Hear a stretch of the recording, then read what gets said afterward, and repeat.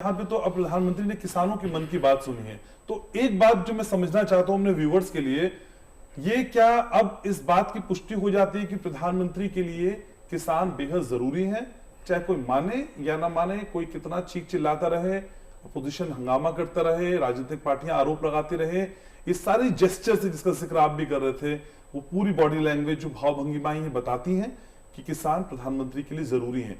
अब किसी का सर्टिफिकेट नहीं चाहिए किसानों को।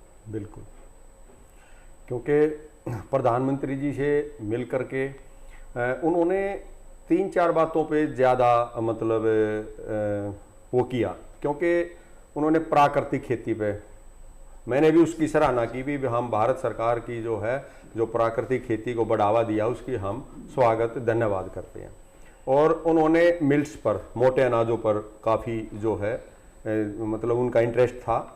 और बीज, क्योंकि उन्होंने बार बार कहा आपने उसमें और मेरे से पूछा जी भाई आप जो भारत सरकार से जो योजनाएं हैं उनको आप किस तरह से लाभ ले रहे हो या कुछ लाभ आपको हो रहा है नहीं हो रहा है।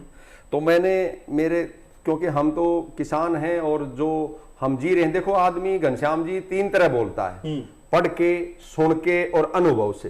तो अनुभव वाला मेरे ख्याल में सबसे ज्यादा होता, तो हमारा अनुभव वाले ही तो अनुभव वाले थे। तो जो हम कर रहे हैं, तो मैंने उनका जो मृदा स्वास्थ्य कार्ड योजना है भारत सरकार की, पहले फिर वो बोला उससे आपको क्या हो रहा है। मैंने कहा जी पहले हम अपने खेत में अनाप शनाप डाल देते थे, अब हम पहले जमीन का स्वास्थ्य चेक करते हैं, उससे पता लगता है इसमें जो है पहले से ही पोटास है, पहले से इसमें फास्फोरस है या जो भी है, वो दोबारा हमने, एक तो पैसे बच गए और जमीन का जो है अधिक होने से कोई भी चीज वो दूसरी चीज को भी ब्लॉक कर देती है, ऐसे हमने अपने वैज्ञानिकों से समझा है, सुना है। तो उसका भी लाभ होता है, एक तो पैसे भी बच गए और जमीन का स्वास्थ्य भी बचा। फिर उन्होंने मेरे से कहा भाई और मगा जी फसल बीमा योजना है, सिंचाई योजना। फिर मैंने किसान सम्मान निधि का जिक्र किया, तो उन्होंने ठाका मार कर हंसे भाई ये तो सब जानते हैं इस योजना को, तो क्योंकि वो नगद पैसे मिलते हैं। सही बात। तो मेरी उनसे बात हुई और बीज पे उन्होंने कहा नहीं इस बार थोड़ा पैसा क्यों नहीं बढ़ाया, थोड़ा पैसा बढ़ा देते इसमें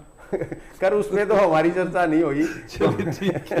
लेकिन किसान तो इंतजार करते हैं भाई, महंगाई है उसमें थोड़ा और बढ़ जाता तो और अच्छा होता। और उसके साथ साथ जो उन्होंने बीज पे जो मतलब जो फोकस किया, बीज जो है मेन है। बीज किसान, और हम तो प्रगतिशील किसान है, 25-30 साल से लगातार पूसा संस्थान से और कृषि विज्ञान केंद्रों से उनके संपर्क में है। उनसे अब भी लगातार 10 साल से, अब भी 6 वैरायटी धान की मेरे खेत पे रिसर्च के तौर पर पूसा संस्थान ने लगाई हैं। और उसमें हम भी बारीकी से देखते रहते हैं किसमें फुटाव ज्यादा है, किसकी अवधि कम है, किसमें रोग प्रतिरोधक क्षमता है, जो गिरती भी नहीं है तेज हवा में, ये सारी चीजें हम बारीकी से देखते रहे, उनका लाभ भी लेते हैं। और बीज, हम तो जानते हैं बीज पादप जीवन का मुख्य आधार है जी, क्योंकि पौधे का जीवन चक्र बीज से प्रारंभ होकर बीज पर ही समाप्त होता है। इसलिए बीज का स्वस्थ होना अति आवश्यक है ताकि वह स्वस्थ संतति को कायम रख सके।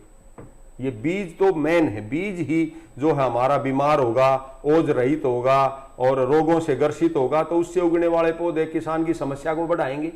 और जब नए बीजों के साथ नया एक्सपेरिमेंट करने के लिए किसान तैयार हैं क्या? और तैयार हैं तो क्या उस तरह की तैयारी है, उस तरह का होमवर्क किया गया है, चाहे किसान के जरिए चाहे सरकार के जरिए, वो होमवर्क किया गया पूरा सत्यवान जी? हाँ, किया गया है। कुछ किसानों पर, जैसे मैंने जो है 1989 है, 1985 है, 2 धान के बीज हैं जिनकी सीधी बिजाई के लिए वो बहुत ही बढ़िया हैं। उनसे जल की भी बचत होगी और उनसे जो पहले सीधी बिजाई अगर और बीजों की करते थे तो उसमें खरपतवार का बहुत ज्यादा मतलब प्रॉब्लम थी, लेकिन ये बीज उनसे सहनशील हैं। ये खरपतवार जो उसमें हम हर्बिसाइड लगाते हैं तो उससे इन बीजों में इतनी पावर दी है, अब उससे ये मरते नहीं और खरपतवार मर जाती है। और किसान की जो है आने वाले समय में जो लेबर की समस्या है उसको भी हल करेंगे, क्योंकि सीधी बिजाई मशीन से होगी और जो है इसमें जल की भी बचत होगी और इनकी जो है मजबूती जो दी है, तो इसमें किसान का काफी मेरे ख्याल में ये बीज लाभकारी रहने वाले। सुमित भी मेरे साथ है।